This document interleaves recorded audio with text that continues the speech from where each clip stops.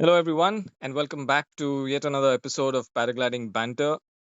It's been very encouraging to hear your feedback and suggestions, and please keep them coming. You can send me more feedback on email sajid@gmail.com. Email Sajid is one word, and Sajid is spelled as SAJID, Sugar Alpha, Juliet India Delta. Email sajid@gmail.com. So, the last episode was about thermaling, and I've got a lot of good feedback on this and a lot of interest shown, and some really reflective kind of feedback, which said, I've really read a lot of books and I've seen a lot of videos, but when I heard the practical information were being shared, it really helped me understand better. And Viz, who was our speaker for that episode, was telling us that the shape of the cloud could be the shape of the thermal, so you know how much to go in and go out, and a lot of other information that went in about thermaling really generated a lot of interest. So Fantastic. as a follow up, people said, don't change the topic. I was told that many times. Don't change the topic. Let's keep it to thermaling so that it's fresh in our mind and we would like to know a lot more about it. And they gave me a lot of feedback on what they want to hear. So I have the vulture back on the episode. So Viz, welcome back by Thank you. popular demand. Your Our chat really did go well, and let's do this a little bit more. I thought. What do you say? Yeah, sounds great. Let's start thermaling. You'll have to probably explain why you keep calling me vulture also at some point. Yeah, we did that last time, vulture, because you've got that uncanny sense of finding the thermal at places which we think would not be there. So Oh, I just like always thought it was vulture because the vulture is a patient bird. no, no, no. Sorry, you are patient, but no, you have that uncanny thing of finding the Hmm. thermal where it shouldn't be. But and that's your success mantra. So yeah, Hmm. that's why we call you Vulture. I thought you knew that. Come on, man. Right. Uh, Viz, let's start this banter. And I thought, we should take a little step back and Okay. engage people not only at the mid level of flying, but maybe, also engage people who are club pilots, who have just started Right. flying, who have gone solo for the first time, and they're learning to thermal. So let's Right. step back a little bit and let's talk about what it is really to learn thermaling from the basics, what Right. what they would feel in a thermal, what Right. you would do, what would you do or what should they do once they get into a Right. thermal, and Right. how do we slowly build the confidence, Right. the the art of thermaling, the art of coring, and Right. also how do we use the instruments like a vario to our Hmm. advantage. So Right. I'll open this to you now and Hmm. ask you a straightforward question. You're a Right. pilot. You've just started going solo and flying solo. You've got enough of Right. your expertise, and now you Right. want to thermal and get into the core of the thermal and go as high as you can. What Right. is it that a club pilot would feel once he gets into thermal, and what should be his reactions? Right. So yes, you spoke a little earlier about varios. So Correct. now variometer is an invaluable tool, Right. especially for thermaling, because your body can differentiate, between when there's an increase or decrease in the lift. Right. However, what your body can't differentiate is when you're in a steady lift or steady sink. Right. Okay, so for example, if I were to enter a thermal, and the initial climb, which is from, let us say, 0 or -1, that you're gliding on into a 2-3 meters a second. Now this is something your body can easily tell you, without a variometer. But Now that I'm in the thermal and I'm climbing at a steady, 2 or 3 meters a second, this is something that the body cannot differentiate. Okay. So So, more like getting into an elevator when it's yes, at stop. Once it yeah, starts moving up, we feel that. But once it's going between floors, we correct, really don't understand it because we feel it's stationary correct, till it comes to a stop where it absolutely. reduces, and that's when we feel it. So, Absolutely. And okay, the same thing when you're going down also. right, Okay. correct, So, so that's the reason why I would say that, if you're serious on thermaling and, you had your fill of ridge soaring, etc., then it's important to get yourself a variometer. It can be a simple vario. It can just be, a beeping vario, which is not expensive. Just something that you can either, clip onto your helmet, or now you get solar powered ones which you never need to charge.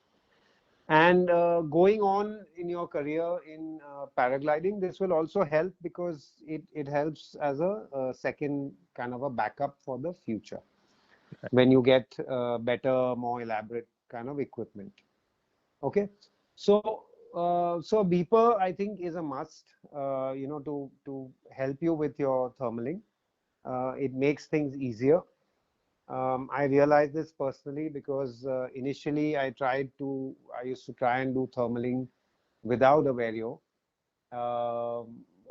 And later when I got a vario, that's when I realized, that, um, what all the things that I could not feel, right, I could actually differentiate because of a variometer.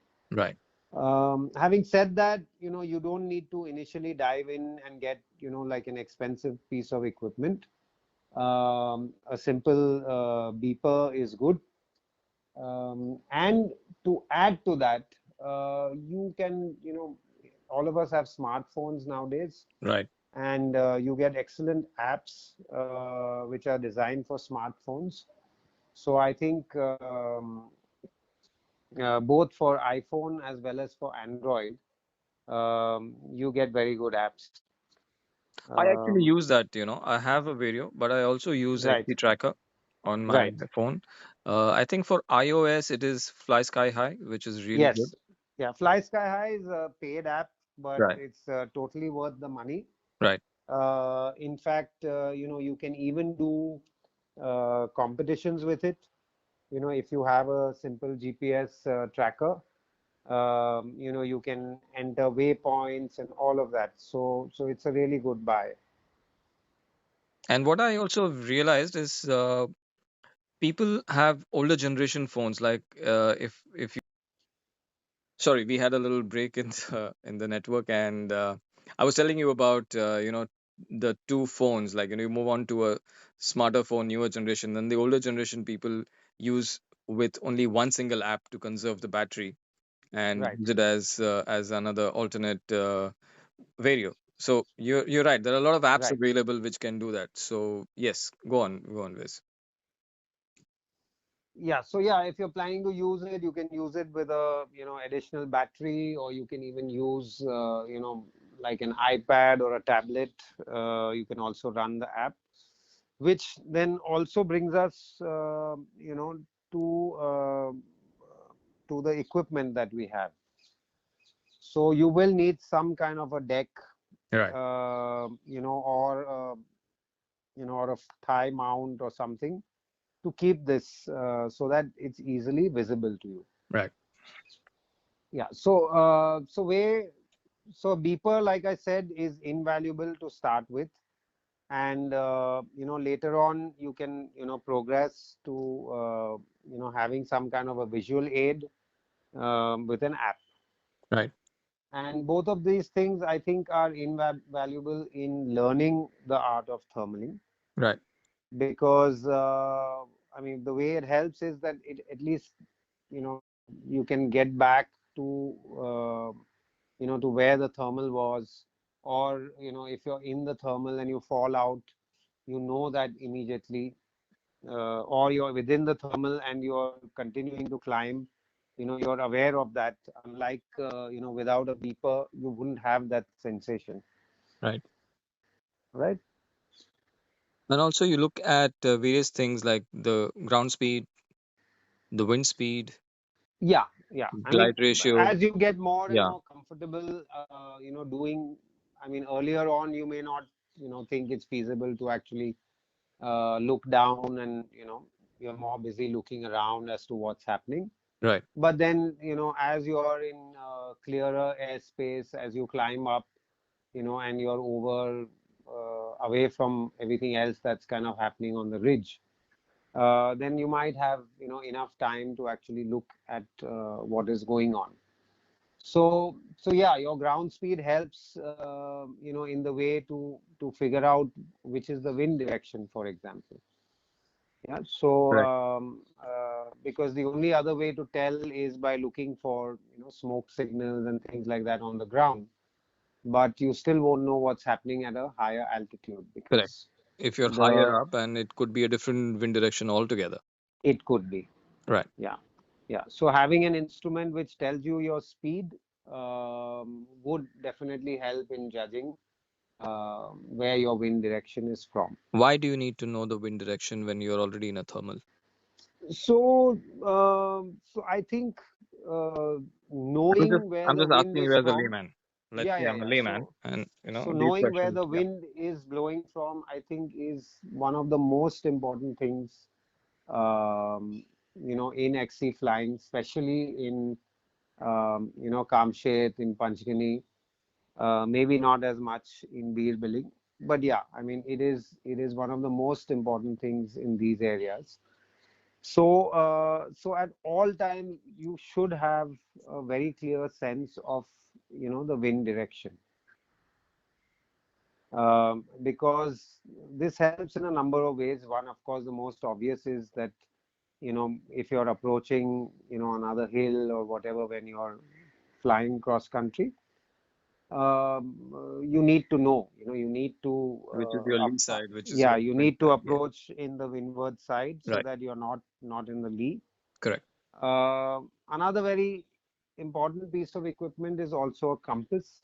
If you can get a little analog, ball compass, which you can just Right. stick on to your, instrument panel, Right. that's really great.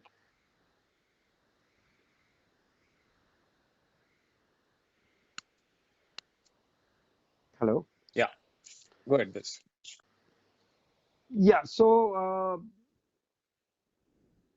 what do you want me to elaborate So, on? so now we got the vario. We understand Right. the vario, the beeper, and we Right. understand why the wind direction is important, because we also need to know the drift of the.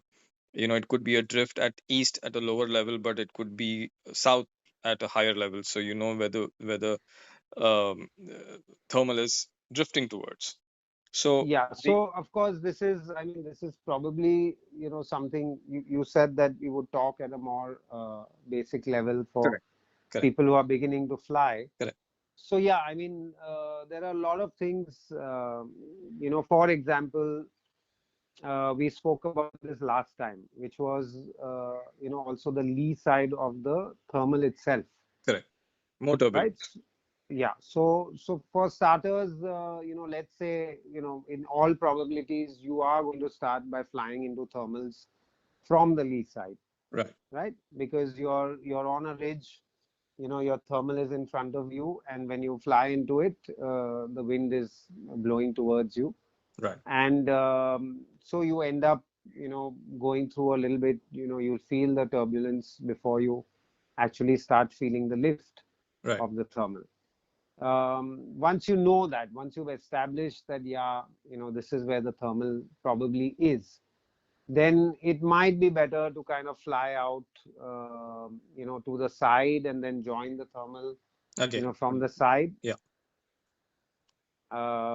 Even when you're exiting, when you're exiting a thermal, it's good to fly out into the windward side, or slightly off to one side rather than through the back, So, going out. so Viz, Yeah, I'm a club pilot. I've just yeah, started off, and mm, I get into thermal. Like you rightly said, I probably will get into the turbulence part of it. So, right, one of the signs that I used to not really understand was whenever there used to be little turbulence or get a suck feeling where my wing right, would dive, I would get out. But that right, actually was a door to correct, the backside of the thermal, right? correct, So a club pilot would feel that. That would right. be absolutely normal, right? You need to have a little bit of patience and a little bit of understanding of the turbulence to hold on and Yeah. go through that. Yeah, so one thing is a lot of people, I mean, if you want to thermal, you have to get, okay with the idea that there is going to be some Sure. turbulence, That's right. that you are going to get thrown around. For example, you will probably have to take off at a different time. So Right. if you go to the hill, for example, to Tower Hill, Right. most people who want to do thermaling and XC will end up taking off when all the schools are kind of packing up and leaving for the day. Right. Because for the schools and everything you've done up to that point, you want the air to be very steady and laminar. Right. You don't want any incidents. Right. So so you're used to flying in very smooth laminar air. Right. Whereas the whole characteristic of a thermal flight is that there is turbulence. Correct. Without the turbulence, you wouldn't be able to climb up. You know. That's right. So the important thing is to get your head around it and say that yes, there is going to be turbulence. Right. You don't have to fear the turbulence. You need to understand the turbulence. That's right. That's Yeah, that important. yeah. The question is why the turbulence. So if there is turbulence, it's great. In any cross country flight, the worst feeling is that when you're gliding along and you can't feel anything.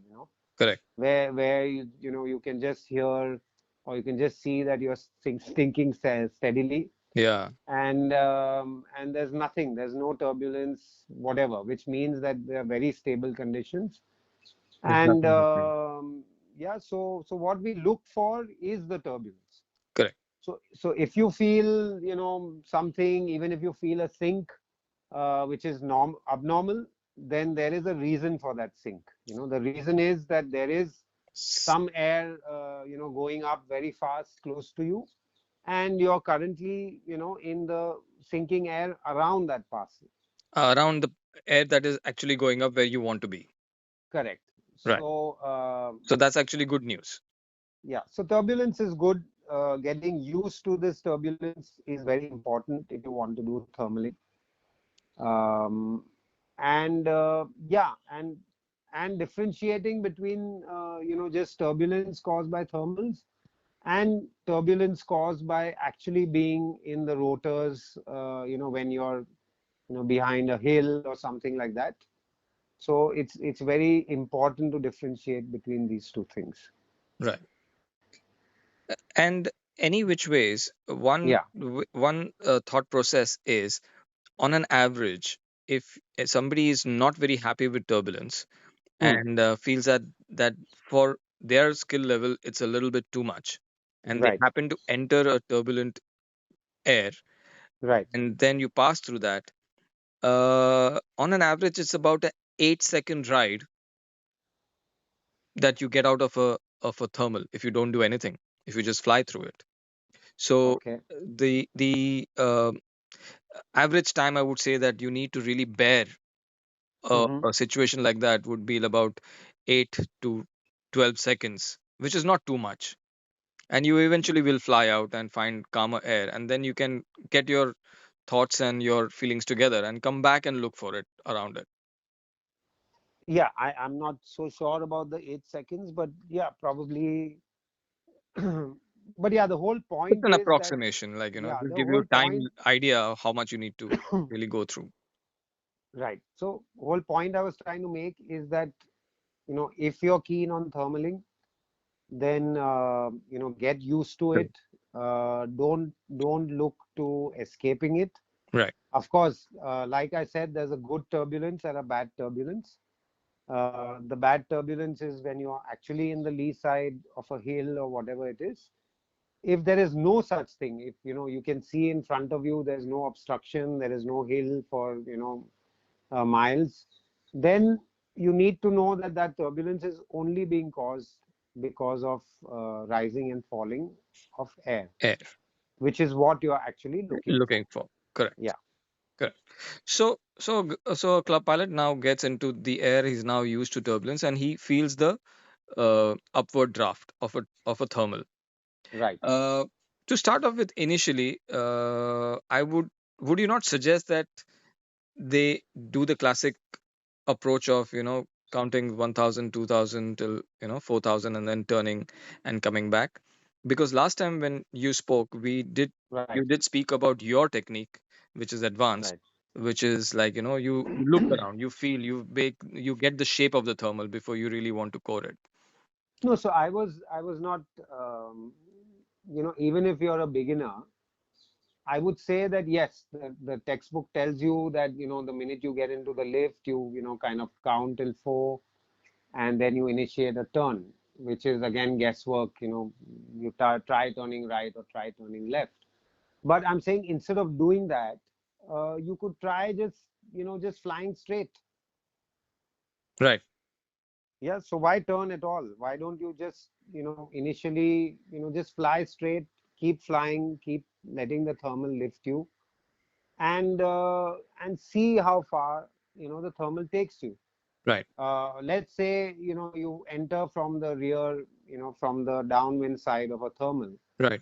and what you'll experience normally is that your lift will keep increasing, till you're in the front of the thermal where the core is, Chorus. and then you will sort of fall out, where you feel that if you have a beeper, it's going to stop beeping. Right. So you're out. Now what you can do is you can just take a U-turn, like a full U-turn, Right. and then try and fly back into that thermal again. Right. You know.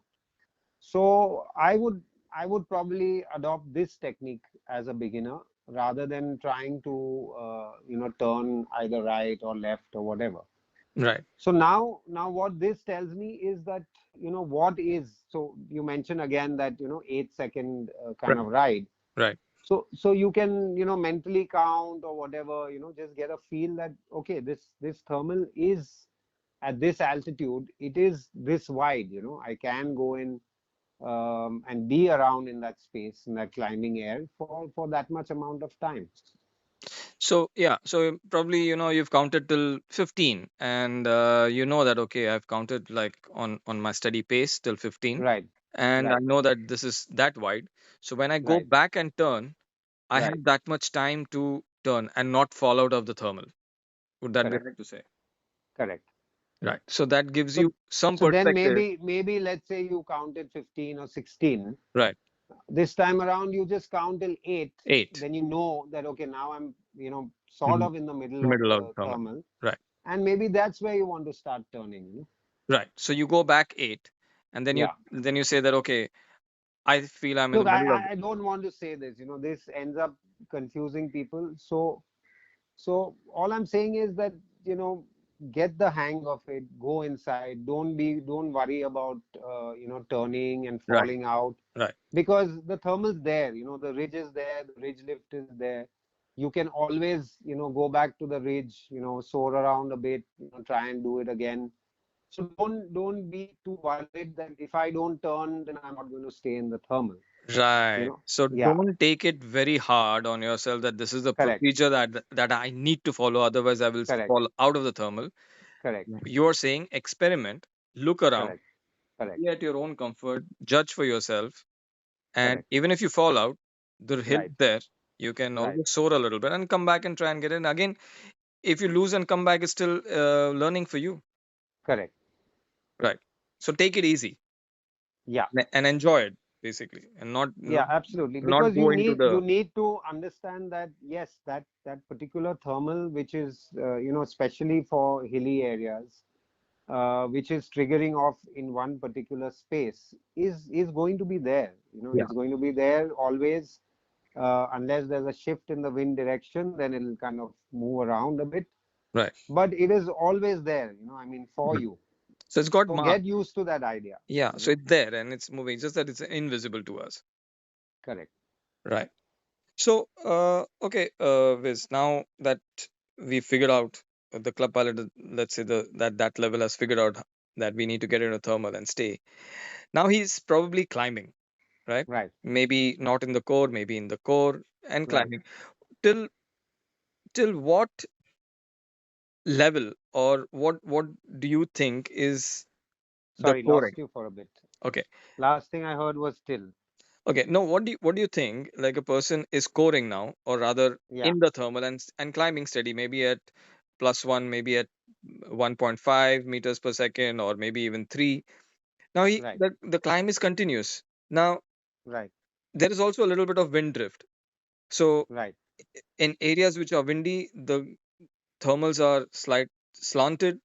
So you Right. go into a thermal and you open up your turn, the windward side, and then you start your turn back again so that you stay in the slanted position Right.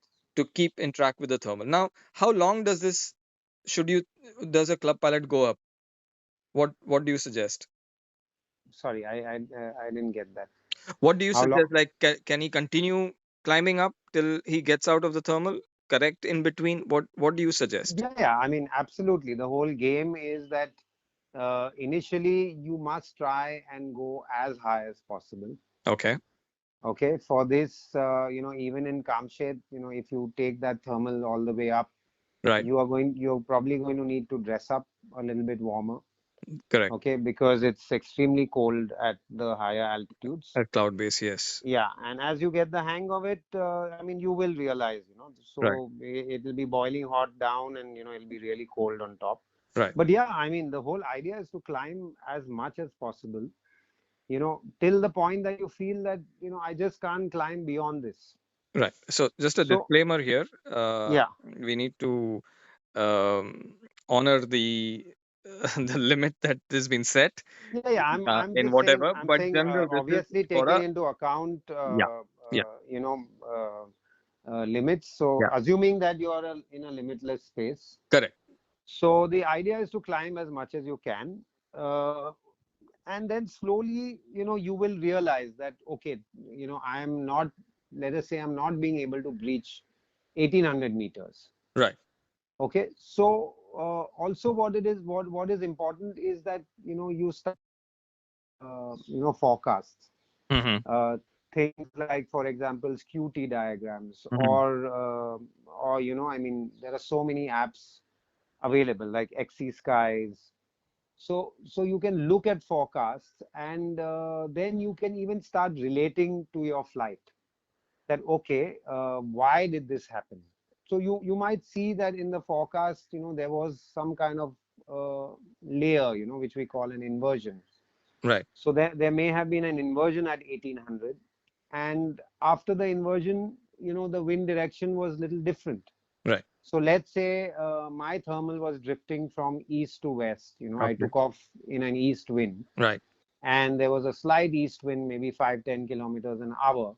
Right. So which means that I'm drifting along with the thermal from east, to the west, and suddenly I keep doing this, and at 1800, I find that there's nothing. I go a little more west, there's nothing there. So maybe over that there was a wind coming in from the north, and your same thermal is now drifting from north to south. Right. Okay. Right. Also what another thing you will realize, and probably appreciate later on, is that when there are various bands in the air. They may not be definite like inversions, Right. but for example, if you see oil floating over water, you Right. know and also, I don't know, in physics, a lot of us, we studied something called refraction, Right. where a beam of light, it Appears kind to of be bent. Yes. no, so it doesn't appear, it actually bends, Okay. because the medium itself Changes because of the density density changes. of the Right. medium. So similarly in the air, there are different layers with different densities. Right. And in the case of a thermal, what happens is, let us say my thermal is rising at a particular speed, or I am rising at a particular speed in the thermal, let's say 3 meters a second. Right. I will reach a certain layer where it may slow down, Right. so that same 3 meters may suddenly become 1 meter a second, Right. and I'm, you're wondering what has happened. Have I fallen out of the thermal? No, you're right in the same thermal, but uh, this is when there's no wind factor. Yeah, thermal is just going straight up, Right. and you find that suddenly your speed has reduced. Then you come through that band, and again you go back to your old speed, or you go back to even faster. You may climb at 4 meters a second. Right. So these are things that you need to expect, and this will help you kind of understand what is happening with the air on that particular day, in that region, what is actually happening to the air mass. Okay. Now, three questions for you on what you just said. Right. The first question, or rather, first um, thought is, you said you were climbing in east wind Right. thermal, and it Right. was going from east to west. The drift was east to west. Right. So most of the club pilots have been instructed not to go to the lee side of the hill. So east Okay. is our flying side, west is our lee side. Right. So somewhere, Right. of course, we are experienced now, but when we started too, we had that feeling. Let's not go behind. But Right. it is actually okay to go along as you climb to go to the other side of the hill because Right. you're higher up, Right. right? So Right. that, So now, yeah. So I'll talk a bit about this. Actually, there's a lot about this. So, yeah, so, so yeah. Okay. I've So got two. I've got two more initially, questions to that. yeah. Should I ask you Let the me let question? me finish Okay, this let's first. finish this. Okay, Yeah. So wind direction and how much should you go behind the home ridge? right, Okay. Now, obviously, this is a very tough one in the beginning because it's been drilled into your head right, that do not go behind the ridge. Okay, I mean, I agree with this for all students. It's the simplest instruction that just do not go behind your takeoff point. Okay, but if you want to thermal, and especially in a mildly windy area, you will have no choice but to go downwind, right? Because upwind is very very difficult, especially on a beginner glider. So the advice here is that you need to be high enough. Okay, so you need to be high enough to clear that the entire hill. If you're going downhill, yeah, go ahead. stall. Okay, What was it? so Sorry, we lost you a little bit in between. S- y- okay, what was the last thing you The heard? hill part we heard. Yeah, so I'm saying, let's say your hill, for example, is 200 meters tall. Right, Okay, from the ground. right, So now you need to have, when you think of going behind the hill, right. you need to have at least about 3 times that height. Okay, I would say, 3 to 4 times at an average. It okay, again, this figure varies depending on what is the wind speed. correct. Okay, if it is very very strong wind speed, you will need to be much higher, Right, because the lee side of of the hill, the turbulence is you going to stretch that stretch. much. Yeah, it'll be Yeah. further behind. Yeah, so Right, as a rule of thumb, it's approximately 3 times the height of the hill, correct. which is your normal turbulence. The If rotor it is area. the rotor area, if it is strong wind, that could stretch out to 5 times, Right, even 10 times. right, So yeah, so what is your safety margin is a very difficult one. right. um, But it's uh, okay to go what if helps you sometimes right, is that when you're tracking a thermal, right, most thermals uh, align themselves. Okay, right, right, so for example, if I find a thermal right, and if I go upwind of the thermal, it is quite likely that I will find another thermal upwind of the same thermal. Okay. Okay. So, so what you can try, when you are in this situation that you have a ridge, you have a north-south ridge, and you have the wind blowing from the east. Right.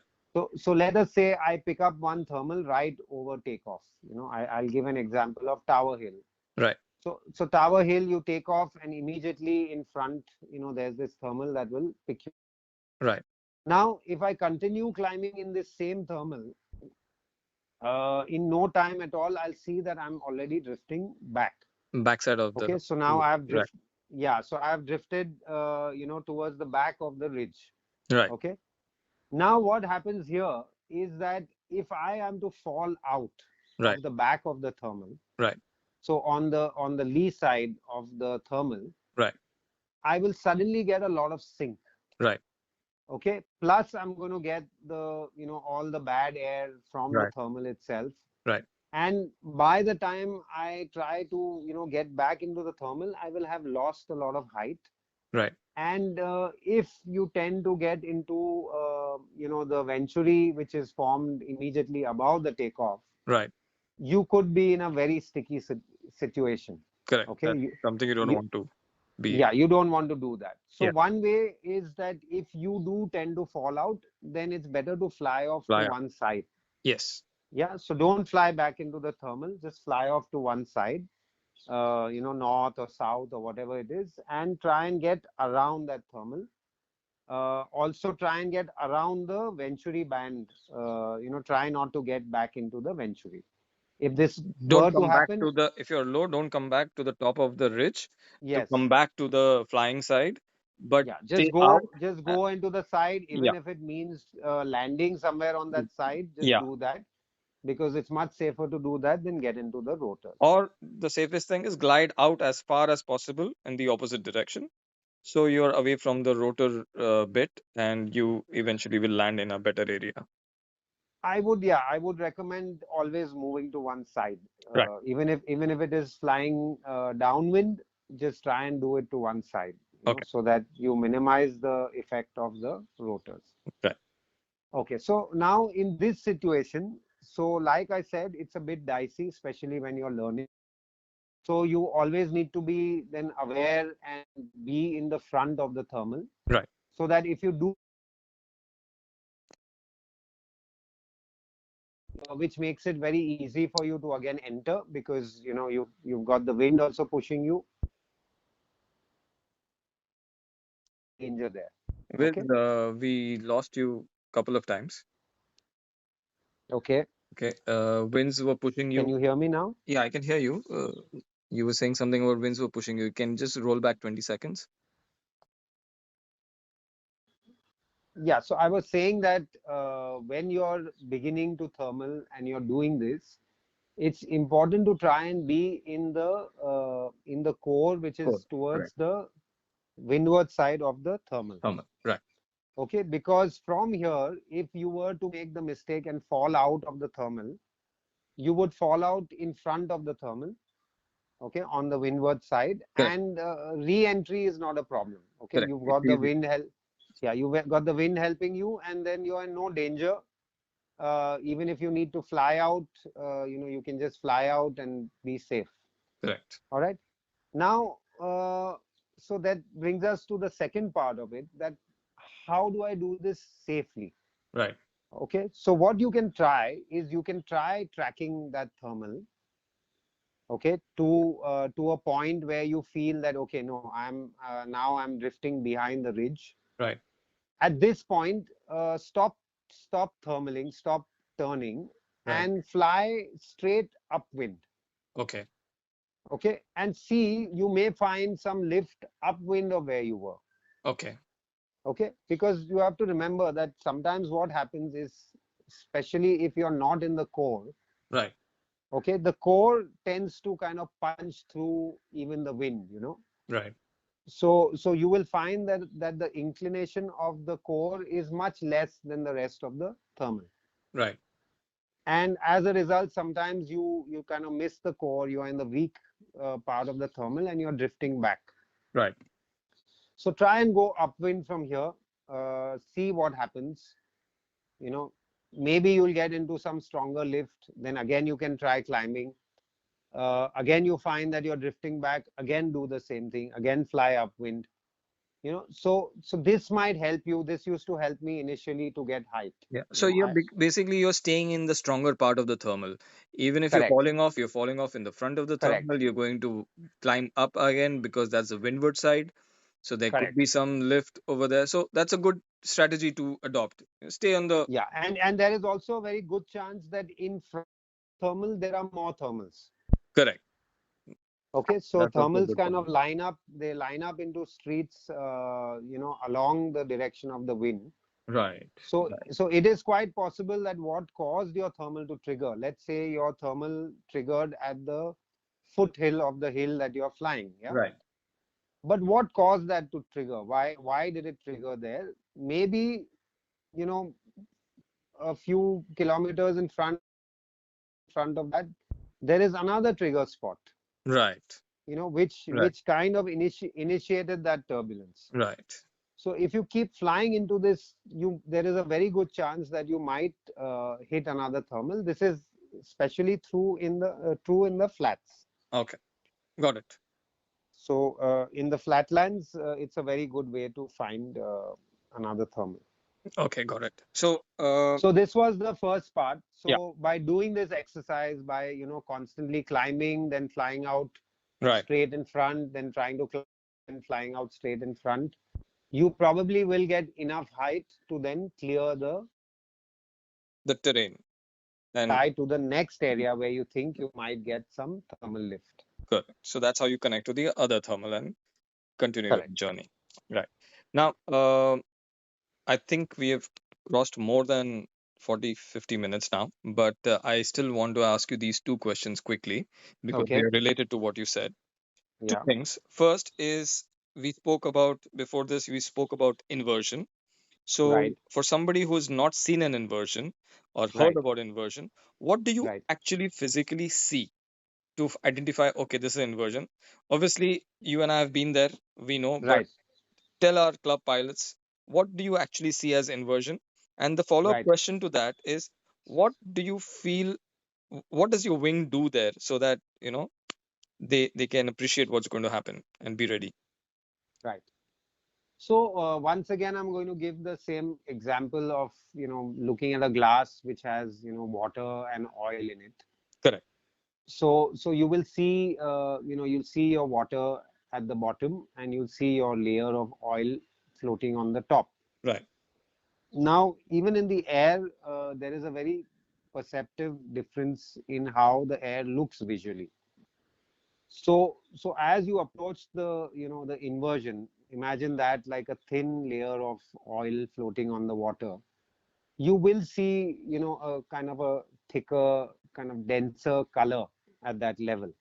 So more darker Okay, band up there. slightly, very Okay. slightly darker. You will see that, Okay. and then above that, you will see, you know, probably pure blue sky. What you see in magazines, and Right. even From when you are in an airplane, airplane. That's right. it's that blue, that beautiful blue Clear blue. color. Yes. So, Sky blue. and yeah, sky blue. Correct. Yeah. Yeah. So what's happening is, on this layer again is, now I'll shift this whole visual Right. to looking at a, like water boiling in a pot. Okay. Okay, so you see water boiling in a pot. Okay. Now you'll see bubbles Right. rising from the bottom, right? Correct. So bubbles are, again, it's the same thing. It's the same landscape. Now imagine this is what is happening with the air. Okay. Okay. So each stream of bubbles that comes up is a thermal. Right. Okay. So what happens is that as they come up and they come to the surface, Right. these bubbles kind of tend to collect, Okay. on the surface before they break. Okay.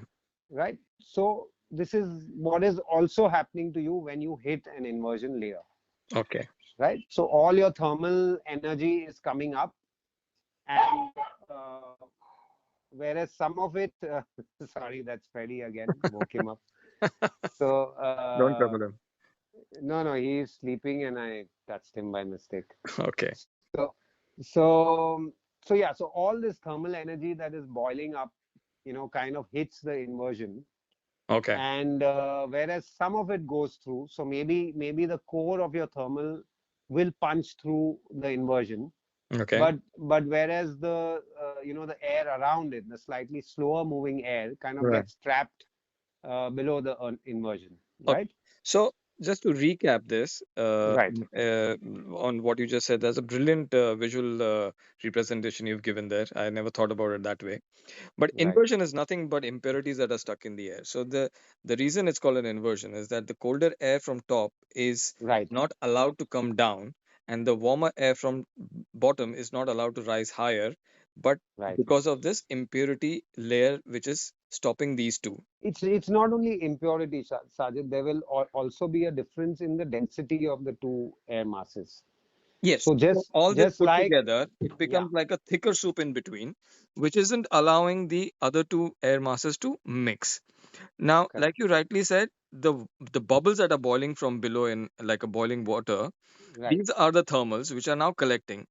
right, And when you fly and hit a yeah.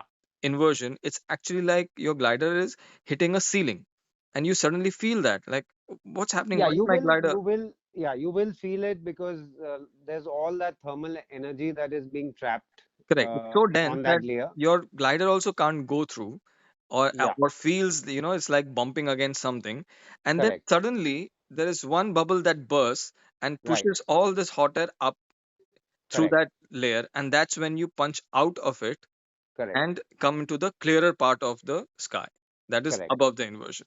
correct. Right. Which is incidentally I mean, it's the moment we all live for.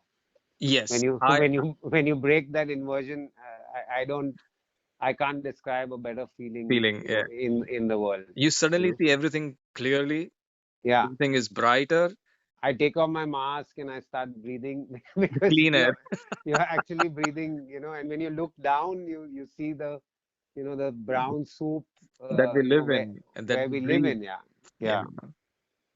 yeah, Yeah. That's really the moment, right? yeah. Right. So things can happen at the inversion.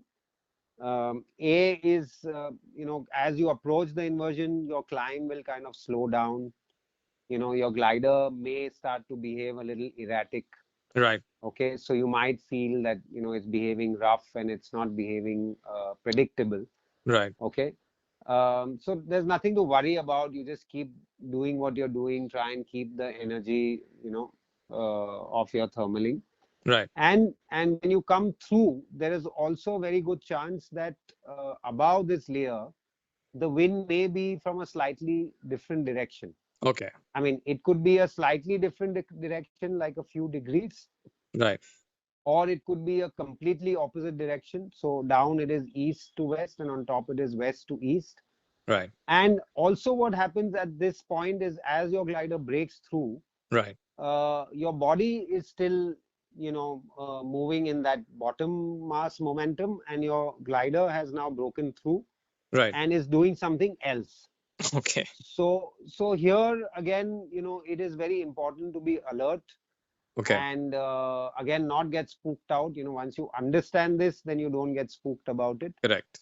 So you understand that yes, okay, now I've entered a mass where there is a different wind direction. So suddenly my glider is kind of yawing, to face that wind in that direction, and my lower body is still, facing the other direction. So Correct. you might get a little bit of a twisting action. Right. It's also known as a shear. Right. I was just going to come to that. Sometimes, yeah, sometimes the shear is very, very pronounced, especially if the directions are completely cross. Yeah. And you might find also that the wind is at a higher speed above the Above inversion. that. Right. Because Yeah, lesser density. correct. So this also might, tend to surprise you, Okay. especially the first time. Okay. Got it.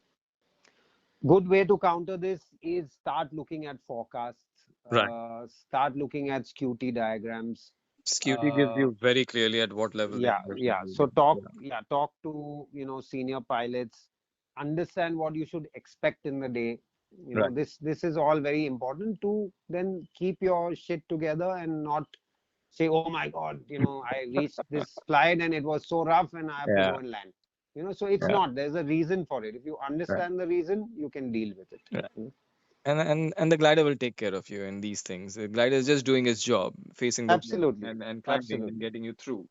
And Correct. trust your equipment and trust your glider, and Correct. you'll get through this. Yes. And that's amazing, man. So in a matter of the flying time that we usually try for about an hour, we just spoke about the entire version of getting from ground to the thermal to drifting to tracking the thermal, going over the ridge and Right. You had a flying. third question. Is that Uh, answered? yeah, that was my the last question was what does your wing feel like? What Right. they do, and you Okay. just described that. So So we because touched that on that. that I felt was important for all of us, for the listeners to Absolutely. know. Yeah. We've all seen that, we've felt it, and the first time I was in an inversion, I was like, "What the hell is this? Why is my Right. glider knocking on it?" you Right. know, and it was a feeling that at that time you don't understand, but Correct. like you so beautifully explained the whole thing, it will give a visual representation to people, and just be there, hold on, you'll find the so one thing that we forgot to mention was, like, when you reach the inversion, try to make a larger circle around. Absolutely. Rohit had told me that, try to move Right. around a large, because you'll find some place where it is punching out, and then it Right. will take you through along with it. Right. And yes, it is a feeling sometimes, the glider knocks on top and then sort of dives, and then you just go with it, and you Correct. know that you reach and you'll visually see that the muck, the whole inversion is called inversion for a Right. reason. And Yeah, you can't, you, I mean, you, you you can't miss it. yeah, I you mean, feel you warm will, inside yeah. from before, and you'll know it, and you can smell smoke. Right. And these are the clues. You just cannot miss it. And yeah, so Viz, I think we've reached the higher end of our banter ever. Right. We've tried to keep it within 30-40 minutes, but I think this has been a very interesting discussion. I think as a follow-up, we should also try and see work out on different glider fields, Sure. different wind strength, so that our community who want to know Right. will be comfortable with the feeling of you rolling and yawing of a glider, and when that happens and when it pitches, how to Right. counteract. So as a next session, maybe we can discuss that. Okay. And Wonderful. I really thank you for sharing the knowledge, Viz. uh, of course, we'll come back and get you on another episode and maybe discuss a different topic, but let's just Sure wait thing. for the feedback. And there have been a few glitches in this episode. We apologize for that. We're actually doing this on a call, so there are some network Right. issues. So please bear with us. But it was really nice, Viz, and we'll catch you at a hill soon. Yeah. Thank you, Sajid. I think you're doing a fabulous job, kind of disseminate this information. So, yeah, see you soon. Thanks, man. Appreciate it. Okay. See All you right. guys. Bye bye. Bye.